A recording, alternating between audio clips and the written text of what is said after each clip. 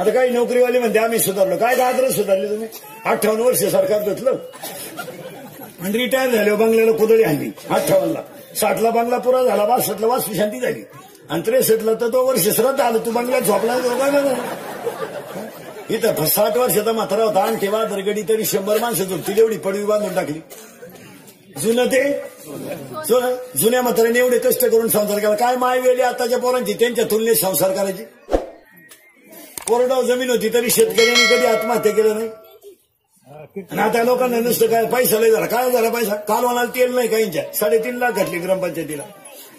याडं नाही तर बायको कांदे लावायची ठोळीची मुकादम झाली. कोणी इकडे जग मारा झाली होती. लोक तिला इजेरी देत मोकळी कवाय. अरे काय मोकळी कवा? कांदे लावायचे मोकळी का? तुला कोणी इकडे 3.5 लाख घालायला नाही. दडी याड आखलीचा पत्ता नाही. काय लोक पुढे पैसा घालावा पुढे नाही. राष्ट्रगीत पाठ नाही. 26 जानेवारीचा प्रमुख पाहुणा झाला. याड नाही तर असं उभं राहतं झेंड्याखाली. झेंडा खाली घेऊन याला वर न्यायला पाहिजे. येड्याला मार्केट आलंय मारा. आखलीचा पत्ता नाही. अर्थ लोपले पुराणी आणि नाश केला. हाय का कलीचे महिमा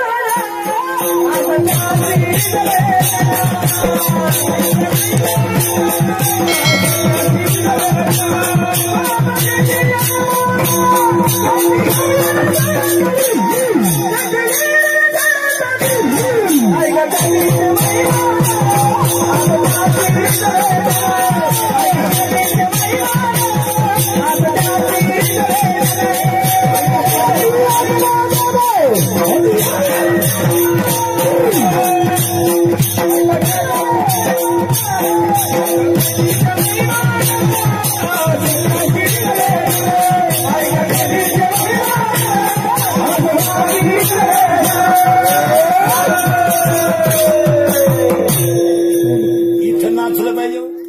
लोक डांबरीवर नाचलं. बाई वाड्यावर राहतो भाड्याच्या घरात.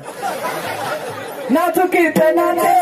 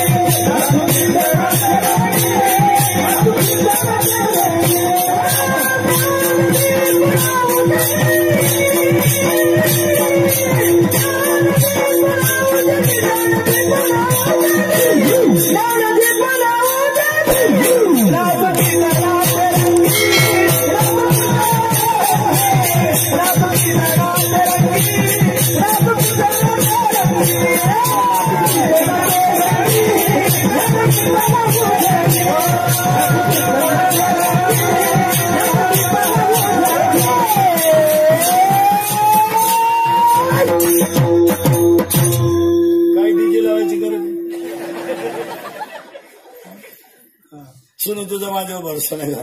सुनूचा आहे तुझ्या पण तुझ्या बापाचा नाही. तेव्हा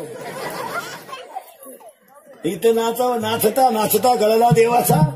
चला थोडं पुढं ते घर झालं हे घर झालं. चिंता बिंता करायची नाही. अभंगातले 2 मुद्दे संपले आणि अभंगातल्या 3ऱ्या मुद्द्याला सुरुवात झाली. आज सगळ्या ग्रामस्थांच्या भजनी मंडळाच्या गायक वादकांच्या गुणीजनांच्या मंडपवाल्याच्या बाईक सिस्टीमवाल्यांच्या सगळ्यांच्या सहकार्याने म्हसोबा यात्रेच्या निमित्तानं कीर्तनाची ताकद कळली ना तुम्हाला. ऊन सुद्धा कमी झालं. नाही तर तुम्हाला केवढी काळजी असेल. 4ला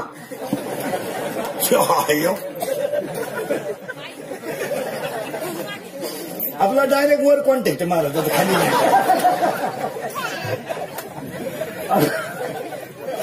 डायरेक्ट वरच्याला माहिती इंद्रिकडचं किती नाही का एवढ्या सावलीत लोक. या टायमाला ऊन राहते ना कशी गोष्ट. ही कीर्तनाची ताकद आहे मला. आणि मसोबा यात्रेच्या उत्सवाच्या कार्यक्रमाचे गायक वादक गुणीजन सगळ्यांना धन्यवाद. ग्रामस्थांना भजनी मंडळाला वर्गणी देणाऱ्याला कीर्तनाला येणाऱ्याला कीर्तन ऐकणाऱ्यांना सगळ्यांना गायक वादक गुणीजन मंडपवाले माझी सिस्टीमवाले सगळ्यांना धन्यवाद. आणि मसोबा यात्रेच्या कीर्तनाला सुरुवात करण्यापूर्वी आपण 5 गोष्टी देवाकडे मागू आणि अभंगाला सुरुवात करू. हे देवा पंढरका माय बापा पंढरनाथ शेतकरी वर्ग सुखी होऊ दे. हिंदू धर्माचं दैवत गाय वाचू दे.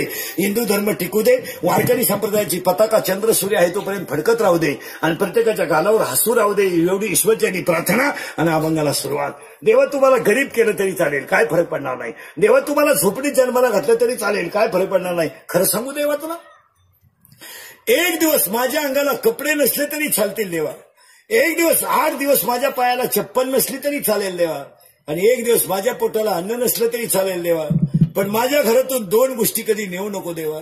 एक, माझ्या गालावरचं हसू नेऊ नको आणि माझ्या घरातलं समाधान नेऊ नको.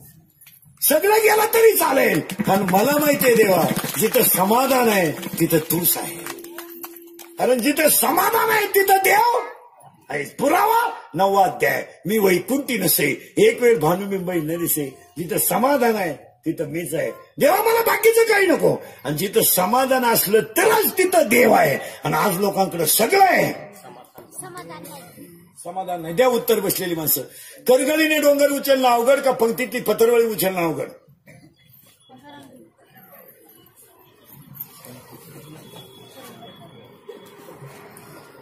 करगळीने डोंगर उचलणं अवघड का पंक्तीतली पत्रवळी उचलणं अवघड? उत्तर सांगू.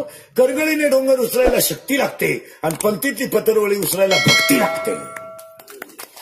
आज लोकांकडे शक्ती आहे, भक्ती नाही. पैशाला ऊत आला, ऊत ऊत. लोक नुसते बोंबलतात गरीब गरीब आहे, थबाड फोडले पाहिजे. ते काय ते गरीब आले, यांना ती सवय झाली महाराज. गरीब म्हणायचं वरून लाटायचं. ही गरीब म्हणायचं घ्या एअर फुकाट, गरीब म्हणायचं घ्या मोटर फुकाट, आणि का पायप आणि हाना कोठडी. ही सवय लागली महाराज. ज्याला हात पाय कान नाक डोळे नाही तो खरा गरीब. काय मध्ये तुमचं बोला. त्याला करोडो रुपयाचं शरीर देवाने फुकट द्यायला, त्याला काय गरीब म्हणत आहे? आज 11 वाजता माणूस कामाला गेला तर 5 वाजता 500 रुपये घेऊन येतोय महाराज. दुपारी 2 तास गॅप घेऊन 2 तास झोपतोय तो.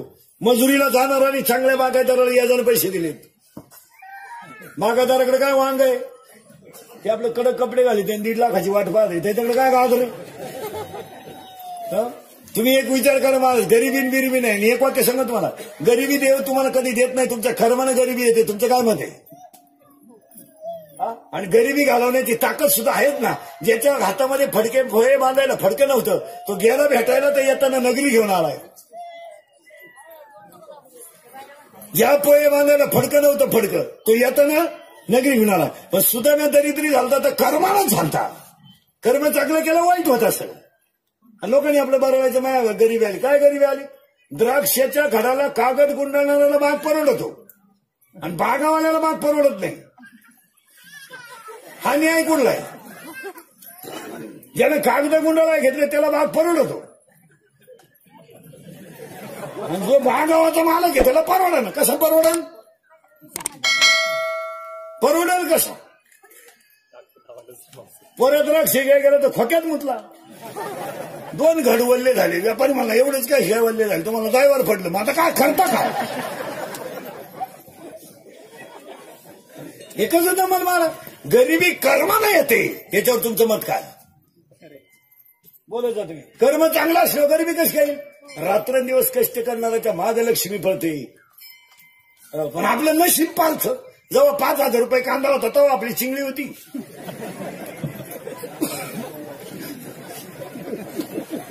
₹1500 झाला तर आपला फुगला.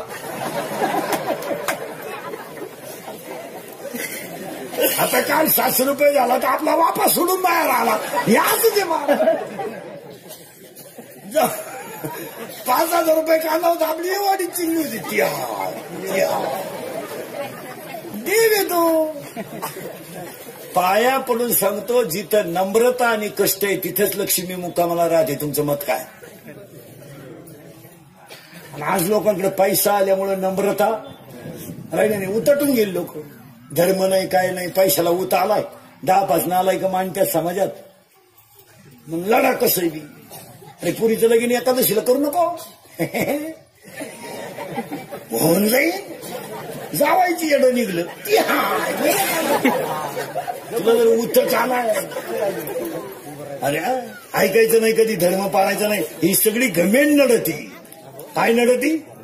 गमेंड. थोडासा पैसा आहे, समाज थोडा मानतोय आणि त्या गमेंडीत डुलायचं. 5 वाजता आपल्याला वाटतं आपले मित्रलाही फोन करतात. काय हरिपाठासाठी करतात? पुढं मुतायचं बॉस संध्याकाळी. याच्यासाठी फोन आहे. आणि मग सोमवार नाही, कधी एकादश नाही, शास्त्र कधी पाळायचं नाही. आणि एकच पोर आहे, तुला एकादशी लग्न करू नको. होऊन जाईल. रविवार आहे आणि स्वतः जवळजवळ सगळं झालंय. ज्यांना एकादश नाही त्यांना गुलाबजामू करू, आहे त्यांना खिचडी करू. पण केलंच त्यानं 15,000ची लाइटिंग लावली घराव, 10,000चे दारू आणली बेवड्यांना, 22,000चे फेटे आणले येड्यांना. ज्याची पोरगी पळून गेली त्याचे आशीर्वाद आपल्या पोरीला, याचीच सापडलं. उरफाट्या बावलीचं सोनाला सोनं केलं 13 तोळे, येडबड बायला लुगडी घेतली 1.5 लाखाची, 5 लाखाला ठोकून घेतली आणि सुनच गरोदर निघली. हाती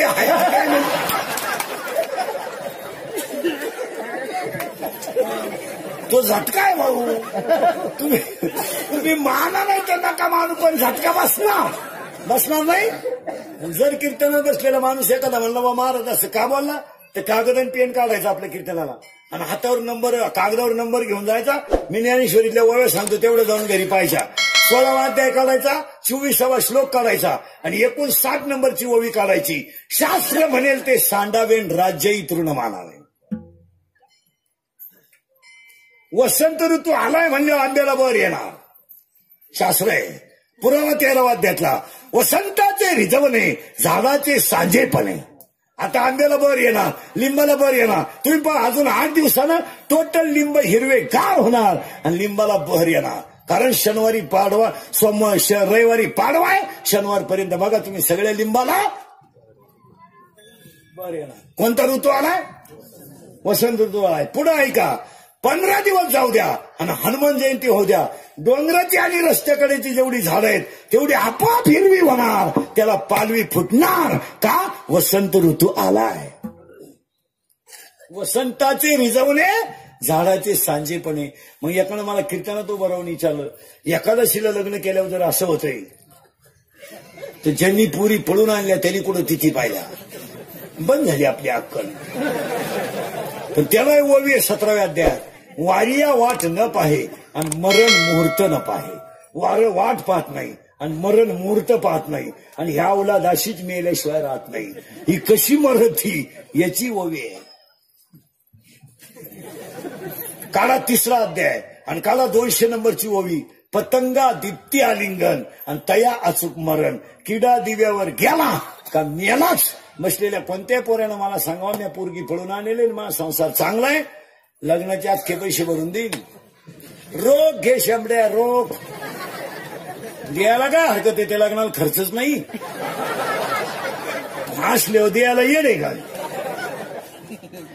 तुम्ही माना नाही तर नका मानू, पण शास्त्र आहे. आणि आता घमेंडीत लोक शास्त्र मानत नाही. मग यात्रेला सुरुवात करताना सुख पाहिजे आणि समाधान पाहिजे. आणि आजच्या कीर्तनाला घेतलेला अभंग एकनाथ महाराजांचा आहे आणि वर्णन भगवान शंकराचं आहे. अभंगाला सुरुवात. तुम्ही मला आतापर्यंत चाललं काय होतं? आतापर्यंत एकच चाललं होतं, ज्ञान ज्ञान ज्ञान, चिंता करायची नाही. आणि अभंगाला सुरुवात. आणि आज कीर्तनाला घेतलेला अभंग एकनाथ महाराजांचा आहे आणि वर्णन भगवान शंकराचं आहे. आता भगवान शंकराचं वर्णन घेण्याचा अभंग पहिली शंका टाकून टाकतो, गात्यात म्हसोबाचा अभंग नाही. पुन्हा डोकं लावायचं काही काम नाही. मग तुम्ही म्हणाल हे सूत्र कसं बसत, तर हे खंडोबा, भैरोबा, बिरोबा, म्हसोबा हे जे देव आहेत हे सगळे भगवान शंकराचे अंश आहेत. हे सगळे भगवान शंकराचे अंश आहेत. जसं मनी आणि मल्ल नावाचा राक्षस मारला म्हणून त्याचं नाव मल्हारी मार्तंड झालं, नाही तर तो खंडोबाच. महिषासूर मारला म्हणून ती महिषासूर मर्दिनी, नाहीतर ती पार्वतीच. अंगठी केली म्हणून अंगठी आणि डोरलं केलं म्हणून डोरलं मूळ सोनच. नेरुळे, ओपने, शॉटे, गाऊने, ओढणे, पंजाबे मूळ कापूसच.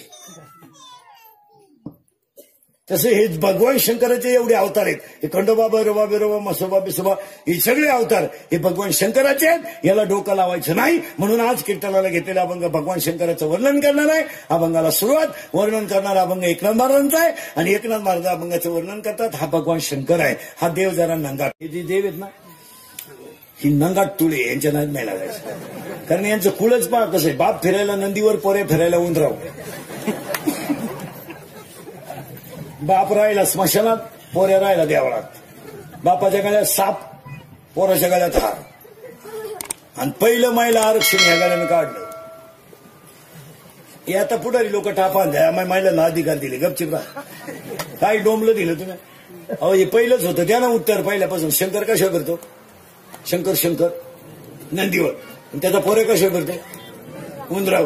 आणि त्याची बायको कशी भरते? शंकराची बायको वाघ. मग महिलांना आरक्षण का होतं? पहिलं मी शंकर पहिल्यापासून महिला होती. माझं मी शंकर सायकल हिंडतो पार्वती स्कूटीवर मिटिंगला चालली. काय शंकर चालला सायकलीवर कांद्याची गोण घेऊन, पार्वती चालली स्कूटीवर मिटिंगला. शंकर आहे घरी पोरं सांभाळा. गबस रड नको आई मिटिंगला गेली, गबस रड नको आई मिटिंगला गेली, गबस रड नको आई मिटिंगला गेली, गबस रड नको आता आई येईन. ते कार्ट म्हणलं दूध दे, कुठून देऊ? गबस रड नको आई आली, गबस रड नको आई आली, गबस रड नको आपली आई आली. तो म्हणला थोबाड फोडीन तुही नाही माई एकट्याची. नवीन काय शोध लावला नाही, फक्त नवीन टापा आणायच्या महाराज. एक वाक्य सांगा महाराज, जगानं किती जरी प्रगती केली तर संप्रदायाच्या बाहेर नाही. तुमचं काय मत आहे? आता हे उगाच झाकली सवाला कधी. समाज झालाय लाचार, समाजाला त्याच्याशी काही घेणं राहिलं नाही. समाजानं महाराज हे गावांचे राष्ट्रांचे याचे त्याचे विकास होती नाही ना, याला सरकार बिरकार जबाबदार नाही कधी. सरकारला काय नाव ठेवायचं काय, पुढाऱ्यांना काय नाव ठेवायचं काय. लोक म्हणजे रस्ते होती नाही, काम होती नाही. कशी काय करतील लोक काम? जो निवडणुकीला उभं राहत होत्याला तुम्ही वास नसत होती नाही पोरं, तो काय झकमा नाही उभा राहील.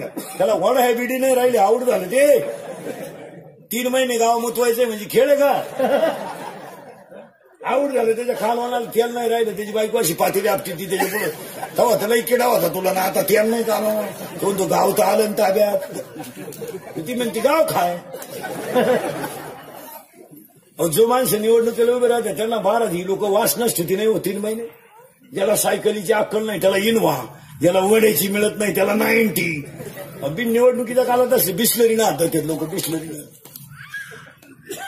आणि रस्ता तर पितीच नाही हो, नुसते जुलाब, लाल जुलाब व्हायचे त्याला 1.5 महिना लाल. आता बसला थोबाड वासून. आता धर तुझाच गाला साठा. आता कोण पाहिजे? आता नाही, आता खिशात गालाच ठेवायचा, येईन तेव्हा धरायचा. आता कोण पाहिजे? आता ज्यानं पाजली तोच कांदे लावायचा, तो वासाला तुला. ढिगार लोक झाली महाराज, लाचार झालेला समाज झाला.